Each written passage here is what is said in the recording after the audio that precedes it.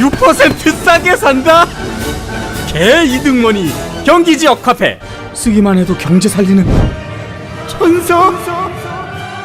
천사머니 경기지역 카페. 축 24세 축 청년 기본소득 땡큐머니 경기지역 카페. 국밥집 할머니도 춤추게 만드는 흥유발머니 경기지역 카페. 그리고 사보임 사보임 뭐 실시간 검색어. 네이버 같은데 보면 뭐 사실 어려운 듣기 힘든 한자어라고 사람들이 어려워하는데 사임보임. 그러니까 정확하게 보면 사임하고 보임이에요. 사임 어떤 사람 그래서 물러나게 하는 거고, 보임 없었던 자리를 채워주는 거. 그렇게 사임과 보임을 그래서 합쳐서 사보임이라고. 오신환 의원하고 권은 의원이 사임 됐고 임재훈 의원하고 최이배 의원이 보임됐죠. 이번에 최이배 의원은 그 저기 의원실에 갇히기도 했었고. 이렇게 얘기하면 이런 사보임에 관한 권한은 누구한테 있냐, 최종적으로 이거는 이제 정당의 대표한테 있어요. 각 정당의 원내대표한테, 이 결정권자한테. 원내대표한테. 그러니까 원외에 있는 그 당 대표가 아니고 원내에 있는 원내대표한테 있어요. 예컨대 황교안이나 손학규는 할 수 없는 거네요. 황교안이나 손학규는 아니고 그 안에 이제 원내대표가 따로 나경원이나 김관영만 할 수 있는. 그렇죠. 민주당으로 치면 우리 홍영표 의원 대표만 할 수 수 있는 자리고, 이 사람들이 그걸 가지고 이제 국회의장한테 가서 바꾸겠다라고 얘기하면 국회의장이 오케이 하면 바뀌는데 여기서 문제가 하나 벌어져요. 그러니까 이제 국회법에 따라서 이걸 그러니까 사임과 보임을 시키는데 정기회가 아니라 이건 임시회란 말이에요. 그러니까 국회는 회기가 정기회가 있고 임시회가 있어요. 정기회는 9월 1일부터 하는 게 정기회고, 임시회는 필요한 때 이제 국회의장이 임시회를 열어가지고 하겠다고 했을 때 그때 임시회가 되는 건데, 근데 임시회는 예전에는 30일만 할 수 있었거든요. 근데 이제 국회가 하루 일을 안 한다는 소리를 하니까 차수 변경해가면서 차수 변경이나 이런 것도 있지만 이제 국회 선설기구로 하자, 국회를. 그래서 계속 일을 하게 되니까 사실 정규회는 임시회는 이게 의미가 없어지는 거예요. 실질적으로는 의미가 없어지는데, 법에는 국회법 48조에는 이 위원을 갖다가 개선할 때 개선할 때 임시회의 경우에는 회기 중에 개선될 수 없다라고 해놨어요. 그러니까 자유한국당이나 우리 바미당의 자유한국당계 사람들은 이 조항을 가지고 얘기를 하는 거예요. 왜 할 수 없다고 돼 있는데 계속 하느냐? 너희들 법규 위반한 거다. 그러면서 지금 바미당에 있는 원내대표를 공격하고 있고 민주당을 공격하고 있죠. 그럼 다 여기서 어떤 일이 벌어지느냐? 법은 이렇게 돼 있지만 실제로 이렇게 운영을 안 하고 있다는 거예요, 사실은. 그리고 우리 문희상 국회의장이 된 이후에도 그렇고, 그 이전에 국회의장이었던 정세균까지 포함해서 지금 3년 동안 238회나 사보임이 있었어요. 238회나 있었어요. 네, 유독 요번 거를 갖고 이제 트집을 잡는 거네요. 트집을 잡는 거죠. 자, 여기서 그러면 이제 법에 대해서 한 가지 말씀을 드리면, 우리가 아는 법들은 성능법이 있지만 관습법이라는 게 또 있어요. 기억나죠? 관습법. 간단하게 좀 설명 좀. 관습법이라는 건 관습적으로 이게 법이라고 사람들이 그냥 느끼면서 그냥 지켜온 것들이에요. 근데 이제 이걸 학문적으로 풀어보면 관습이라고 얘기할 때 이제 우리가 쭉 여러 번에 똑같은 일이 계속 벌어지면 이걸 관행이라고 얘기해요. 그렇죠. 관행이 있고 관행에 따른 법적인 확신이 있으면 그럼 관습법으로 성립을 해요. 그러니까 불문법의 한 가지 종류로 해서 관습법으로 성립하는 거예요. 지금은 238회나 법적인 확신이 생겼죠. 그렇죠. 그리고 관행적으로 계속 238회나 이번 그 20대 국회에 들어서도 했다는 얘기인데, 그렇죠. 이거 238가 다 무보일 수는 없는 거 아니에요. 그러니까 뭐가 성립한다? 관습법이 성립하는 상황이 된 거예요. 전혀 문제 없는 거네요. 전혀 문제가 없는 내용이죠. 근데 이걸 가지고 문제를 삼는다는 자체가 말이 안 되니, 지금 오신환 같은 경우에는 자기가 권한쟁의 심판을 하겠대잖아요. 국회의원도 기관이니까 권한쟁의로 해서 그 권리를 찾아오겠다. 근데 원래 그 권한 누구한테 있다고 그랬죠? 정당의 원내대표한테 있다고 그랬죠. 그러니까 좀 말이 안 돼. 그러니까 이거를 문제 삼을 게 아니라 사실은 지금 뭐 고발들이 이렇게 이루어지고 난리가 났죠. 정의당에서 벌써 42명, 그 전에 뭐 더불어민주당에서 18명, 19명, 뭐 중복급자까지 합치면 37명? 하고 나서도 또 정의당이 42명을 했어요. 이거 뭐 국회의원들 다 고발당하는 거예요. 그러니까 지금 자유한국당 국회의원들 수십 명이 보좌진까지 포함해서 비서까지 그래서 고발됐는데, 그게 이제 조국 수석이 민정수석, 이제 검찰을 관할하는 조국 민정수석이 또 이제 국회 페이스북에다가 법 국회법이나 뭐 형법 이런 거 몇 개를 이렇게 쭉 나열하면서 의미심장하게 뭐 다른 이 거두절미하고 그냥 딱 국회 법만 명시를 해놨어요. 형법하고. 그렇죠.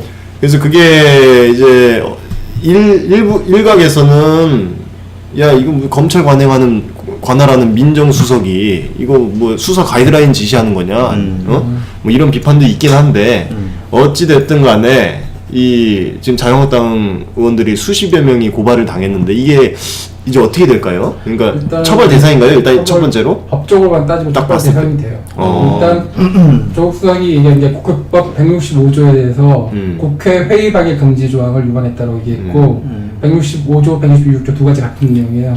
그다음에 공직선거법 19조 관련해서 피선거권이 없는 사람들이 와서 이제 일을 잘못하게끔 방해를 했다는 내용이 하나 나오고 그 다음에 형법 136조에 공무집행 방해라고 얘기를 그게 하고 잘 아는 이걸 가지고 다 얘기를 했는데 근데 이건 사실 조국 수석이 정치적인 액션을 취한 거라고 생각이 들어요. 제 입장에서 국회에서 여지껏 많은 일들이 있었지만 서로 이런 고소고발 했을 경우에 자기들이 원하는 법안이 통과되면 다 취하해주고 근데 문제야. 요번에 홍영표 원내대표는 유야무야 그렇게 끝나는 일 절대 없을 거라고 공언을 했는데 예전에는 근데 임기가 공언을 했지만 그 공언이 지켜지려고 한 번도 아, 없다고 그래? 알고 있거든요. 아니 뭐 다음 원내대표한테 맡겠지 뭐. 그러겠죠. 그렇죠. 실질적으로. 이제 원내대표 얼마 안 남았지 그래서 참가자. 제 마음 같아서는 이대로 진짜로 이 수사가 이루어져서 다 이렇게 진짜 배지 날라가고 내년 총선 출마 못하고 이렇게 돼야 되는 거 아닌가. 돼야 되지만 사실 다시 들어갑시다. 그러면 우리 이재명 지사 관련해서 소송에 관련해서도 한번 지난번에 얘기를 했었지만 1년 안에 다 끝내야 된다고 했잖아요. 1심은 6개월 내에 2심은 1심에 선고가 있은 후 3개월 내에 그다음에 3심은 그 2심에 선고가 있은 3개월 내에 그래갖고 1년 내에 모든 선고가 끝내야 되는데 지금 재판을 하겠다고 기소를 하겠다고 해봤자 이분들 언제 끝나요? 임기가 내년에 끝나죠. 내년 5월. 그러니까 그러니까 저도 그거 생각은 그러니까 들더라고요. 사실상 이거 의미 없는 거예요. 재판하다가 보면 유행하면 그 임기 끝나는데 임기 끝난 거에 대해서 소송해봤자 무슨 그게 있겠어요. 이해찬 대표는 도둑놈들. 그러니까 이것도 자유한국당에서 이런 것도 다 어떻게 보면 고려한 거라고 생각이 돼요. 어차피 너희들 무슨 짓을 하더라도 1년 내에 그러니까. 우리도 못 날리니까. 그러면 지금 자유한국당에서 그런 걸 고려했다고 하시니까 여기까지 한번 해봅시다 우리가. 나베나 황교안 우리 나베. 얘네가 그럼 지금 도대체 무슨 전략을 짠 건가 지금 무슨 전략을 짜고 무슨 전략을 짜고서 이렇게 드러눕기를 하는가. 저부터 말씀드릴게요. 그러면 제가 먼저 얘기를 꺼냈으니까 이게 사실은 야당들이 이런 모습을 우리 정치사에서 많이 봐왔잖아요. 야당들이 막 드러눕고 막 이렇게 막아서고 하는 모습을 그렇죠. 대체적으로. 강경하게 맞서고. 근데 그런 기존에 우리가 봐왔던 그런 야당들의 그런 이런 반발들은 어느 정도 합리적이었단 말이에요, 그동안에. 뭐 근데 진짜로 뭐 테러 방지법이라든가 물론 품격 있게 필리버스터로 이렇게 품격 있게 막았죠. 그리고 그 전에 뭐 한미 FTA 뭐 날치기라든가 그렇지. 뭐 이제 그 전으로 가면 뭐 탄핵, 노통 탄핵 뭐 이런 거 여러 개 있었잖아요. 근데 요번 거는 좀 진짜 이게 근거가 없어요. 그러니까 이럴 만한 이유가 없어요. 근데 왜 이런 짓을 하느냐라고 봤을 때 제가 봤을 때는 이게 악법은 아니지만 국민들한테 악법이다. 그래서 우리가 이렇게 필사적으로 막는다 하는 모습을 계속해서 보여줌으로써 엄마가 인척하는 거. 네. 그래서 이게 진짜 통과 안 되게끔, 그러니까 한마디로 여론이 진짜 반대 여론이 조금이라도 더 높아지게 하기 위해서 이렇게 하는 것 같아요. 그래서 헌법 들먹이고 있잖아요. 헌법 들먹이면서 뭐 그러니까. 헌법을 지키자 이런 뭐 좌파 독재 타도하니 뭐 이런 이상한 저도 소리들 하는데 공감해요. 그 막무가내죠. 그냥 주장하는 거지. 의미 없는 짓을 하고 있는 거예요 사실. 그래서 지금 이런 상황에서 이게 결국에 총선 전략이죠. 근데 안 먹히고 있다는 게 보면 5당 지지율이 올라갔잖아요.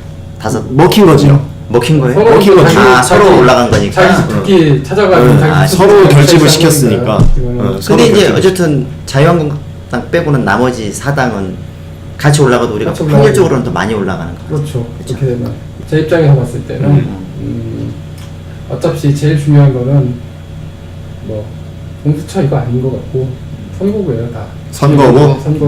선거구를 위해서 이걸 기존대로 지키는 게 자신들한테 득표율에 비해서 자신들의 의석을 훨씬 더 가져가는 지금의 이런 구조를 굳이 버릴 이유가 없으니까 이걸 뜯어고치는 것은 헌법을 뜯어고치는 짓과 똑같다라고 이미지를 더 씌우는 것 같아요. 더 쉬운가? 저는 생각해요. 저는 개인적으로 이제 일반인의 시각으로 봤을 때 그냥 반대를 위한 반대입니다. 왜냐면 사실 지금까지 뭐 북한 문제든라고 됐든 간에 어쨌든 이 문재인 정부 들어서고 나서 협조한 게 하나도 없잖아요. 뭐 그렇죠. 비단 이번 뭐 패스트 트랙만 그런 게 아니고 지금까지 협조적인 게 하나도 없어요. 그렇죠. 그러니까 이건 그냥 반대를 위한 반대다. 계속 반대해왔고 요번에는 반대를 하는데 좀 더 격하게 반대한다. 들어놓고. 맞다. 저도 그렇게 생각이 드는 게 지금 이거 자체가 법안이 통과되고 안 되고의 얘기가 아니잖아요. 그렇죠. 패스트 트랙으로 올리느냐 안 올리느냐 얘기고 그렇죠. 실제로 법안이 패스트 트랙에 그치. 올라와서 끝에 가서 본회의장에서. 통과되고 본회의장에 통과되고 안 되고의 문제가 아닌데 전혀 아니죠. 이거부터 시작해서 이렇게 얘기한다. 맞는 말씀이네. 그러니까 일반인들이 보기에 가장 이게 심플한 것 같아요. 마치 무슨 법이 통과돼서 내일이라도 자기들이 무슨 커다란 피해 없어요. 경우 이런 것처럼 얘기하는데 사실 아무것도 없잖아요. 없죠. 지금 현재상. 그죠. 이게 한참 걸리는 거고. 올린다는 거 이거 하나밖에 없는 거지. 그러니까 이게 진짜 아까 그러니까 제 맥락이랑 아까 비슷해요. 비슷해요. 진짜로 악법인 것처럼 이미지를 이렇게 계속 심으면서 그냥 이제 장기적으로. 반대를 위한 반대 속에서 그런 전략을 넣은 거지. 참고로 그 아까 뭐 나베가 뭐 헌법 수호 이런 거 외친다고 했잖아요. 그 헌법 수호의 본 뜻이 뭔지 아세요? 뭐요? 헌법을 지키자는 게 무슨 나베가 외치는 헌법 수호. 나빼가 이제 보수. 일반 헌법. 올드. 올드법 수호. 올드법 수호. 반말을 했다. 올드법 수호예요. 아, 진짜? 헌법. 지금 민병대 의원 그 페이스북인가요? 거기에 보면 사진이 하나 올라와 있는데 호헌 철폐 독재 타도를 해갖고 우리 87년도 민주화 항쟁 때 사진이 하나 올라와 있고 밑에 보면은 독재 타도 헌법 수호를 하면서 황교안을 중심으로 해서 자유한국당 의원들이 이렇게 플랜카드를 들고 있는 장면이 올라와 있어요. 광화문 했어? 그러면서 민병대 의원이 뭐라 그랬냐면 87년과 2019년에 대비 일견 비슷해 보이는 풍경이지만 투쟁의 대상과 목적, 주체와 방법 등의 차이가 있다 이렇게 써놨어요. 차이가 있죠. 당연히 차이가 있죠. 차이 많죠. 그러면 호헌 철폐라는 말 무슨 뜻인지 아세요? 헌법을 네. 수호하자. 호헌은 헌법을 수호하자고 철폐는 없애버리잖아요. 없애버리자. 이 당시에 시대적 맥락이 어땠는지 알아요? 군사 정권, 이제 군부 독재. 군부 독재. 네. 맞아, 군부 독재 시절이었고 전두환 정권 빡빡이. 시절이었어요. 전두환 빡빡이라고 해드리게. 전 땅크. 전 탱크라고도 하고 땅크라고도 하고. 전낙지. 낙지는 아니고. 낙지라는 표현은 안 썼고 물어대가는 거지. 그걸 했었죠 옛날에. 그러니까 당시에는 이제 직선제가 아니었단 말이에요. 대통령을 갖다가 간선제로 뽑았기 때문에. 체육관에다가. 체육관에서 간선제로 뽑고 있는 이런 정치적으로 진짜 썩어빠진 엉터리 헌법이 있던 나라였단 말이에요 당시에. 근데 이걸 갖다가 철폐해달라고 그러니까 전두환이 자기는 헌법이 대단한 가치가 있다고 생각하는지 헌법을 자기는 수호해서 정권을 갖다가 계속 가져가겠다 이렇게 얘기를 한 거예요. 헌법 안 고치고 그러면서 자기 정치적 후계자한테 넘겨주겠다. 노태우한테 넘겨주겠다. 이런 얘기를 했는데 노태우가 87년 6.29 이후에 선언을 하게 되잖아요. 그죠. 그때 선언을 해서 갑자기 바꿔버렸잖아요. 근데 노태우는 당시에는 자기가 했다 그러고 전두환은 내 아이디어였다 이렇게 얘기를 하고 그 얘기도 지금 뭔가 논란인데요. 분리하면 헌법을 수호한다고 그래요. 그렇죠. 분리할 때만 분리할 때만. 헌법이 뭐 대단한 가치가 있는 그런 헌법이 아니에요. 이 당시 헌법은. 그러니까. 헌법사적으로도 얘기했을 때 이거 형용화된 헌법이라고 얘기하거든요. 가라 헌법이죠. 그러니까 헌법의 형태만 갖춰 있는 가짜 헌법이지. 그런 거였어요. 그러니까 일도 못하는 것들이 앉아가지고 지금 이상하게 앉아서 마치 자기들이 헌법을 수호하는 그런 사람들. 그리고 좌파 독재라고 요새 얘기하대. 좌파가 어떻게? 자기네들이 민주 수사래. 아니 한선교가 어. 배현진을 가리키면서 저 이쁜 아나운서를 누가 이 정권이 민주투사로 만들었다고. 와. 한성교가? 네. 그 사람 민주주의에 대한 기본 개념이 없는 거 아니에요? 저번에 그 야외에서 저기 투사 개념도 잘 없는 거지. 민주주의, 투사 이건 뭔지 모르는 아니 거예요. 자유한국당이 원래 그런 당이라서 그런가? 자기들이 한 번도 해본 적이 없어. 그러니까 마이크 어디 가서 마이크 한 번 잡으면 투사가 되고. 뭐 자기들 마음에 안 들면은 그게 반민주주의고. 그냥 자기들이 하는 거. 그게 독재고. 요즘에 하는 건 그냥 반정부주의지. 자기들이. 그죠. 반정부주의가 맞을 것 같아요. 저 이재명은 그냥 정치인이 아니라 소년 노동자 출신의 이 나라가 진정한 노동자 중심의 나라가 되길 바라는 노동자 그 자체라고 자부합니다. 제 어린 시절을 공장에서 보냈고 그곳에서 산재 장애인이 되어버렸고 임금 체불을 겪었고 그리고 여전히 우리의 가족들, 우리의 이웃들은 노동자로 살아가고 있습니다. 이 나라 대부분의 국민들이 노동으로 생활하고 있습니다. 우리는 근로자가 아니라 노동자이고 노동의 주체이고 존중받아야 될 이 나라의 국민입니다. 성장의 결과를 자본들이 모두 차지하고 있습니다. 80년대 중반 이후로 노동자들의 몫이 80% 선에서 62.8%까지 떨어졌습니다. 노동자의 몫을 늘려야 가계소득이 늘어나고 구매력이 늘어나서 경제가 살아납니다. 이제 바꿔야 합니다. 노동이 존중되고 노동 지원을 통해서 노동자들의 일자리의 질을 높이고 노동 불법 장시간 노동을 줄여서 일자리를 늘려서 많은 사람들이 노동소득을 더 많이 가질 수 있게 해야 경제가 삽니다. 그렇지 않습니까, 여러분?